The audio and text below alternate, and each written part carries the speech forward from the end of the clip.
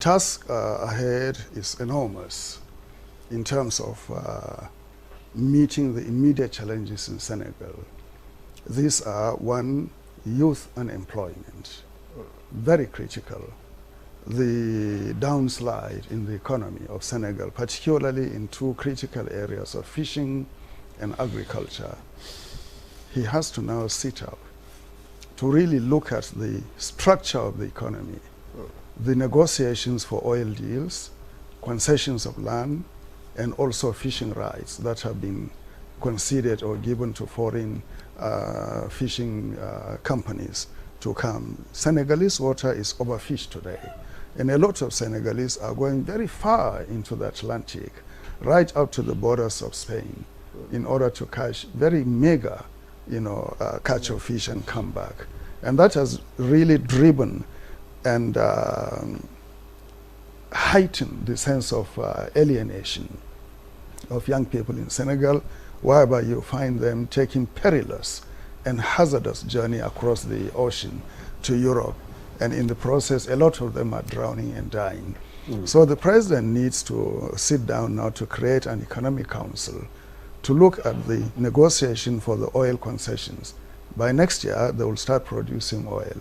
What will they do with that oil revenue is very critical.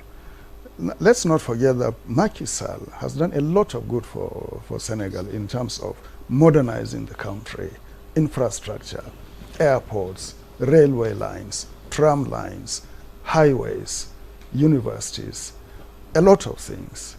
The only place where he has been found wanting is this extension of the elections, and we should not judge him solely by that. He has left big footprint in Senegal in terms of raising and elevating the profile of Senegal internationally and developing the country. He has established economic zones, he has created a new airport, the Blaise Diagne Airport, lots of things he has done.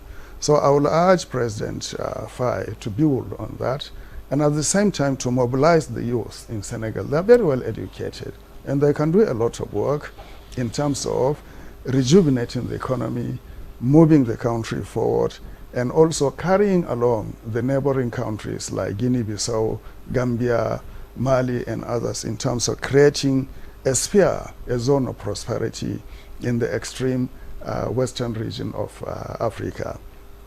Now the important thing is how he sets up his cabinet. Will they really consist mainly of intellectuals, academics, technocrats, politicians, or he will just blend everything together?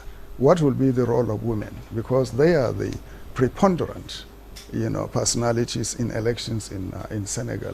What role will they play? What role will civil society play? And Senegalese in diaspora are very active, very strong in terms of elections. In 2019, 350,000 of them or so were registered to vote. This year, I think the number may be even higher. So they have to now be brought in, and they play a critical role in remittances. Construction in Senegal is done to a large extent by Senegalese in diaspora, so they need to do a lot of things. Okay. Now, having said so, I think I would like to just refer to what my brother spoke about, the tradition of democracy in West Africa. Very recently, His Highness, His Majesty, the Olubadan passed away, Balogun passed away. And within hours, without any rancor, any difficulty, any challenges, a new Olubadan was elected. Yeah. So the succession issue in West Africa is very critical. It's not something new to us. When an emir or oba or chief or eze or anyone in position of traditional leadership dies, there is a structure and system and philosophy of succession. But in our democratic, so-called modern democratic section, it is very chaotic. It is confusing, and there is a lot of arbitrariness in it. How many people can say, truthfully and honestly, that the people in Nigeria are responsible for selecting those who come into offices? Really, truly. In what way are people really participating in electing their representatives to come into offices in Africa today. Actually, that's it's a predetermined thing, really. It is. Those who come into offices, so-called through so-called elections, are predetermined by forces that are totally detached from the people.